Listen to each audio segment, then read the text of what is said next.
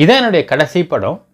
இந்த படம் வந்து நடிக்கிறப்போ எந்த விதத்துலையும் கட்சிக்கும் அது வந்து இடையூறாக இல்லாமல், படத்துக்கும் இடையூறாக இல்லாமல் நான் நடித்து கொடுத்துட்டு என்னுடைய பட கரியரை முடிச்சிருவேன்ற மாதிரி போட்டிருக்கார்.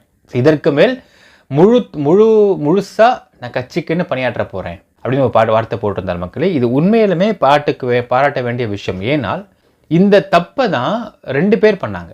திரு விஜயகாந்த் அவர்கள் பண்ணார், திரு கமலஹாசன் பண்ணிட்டு இருக்கார்.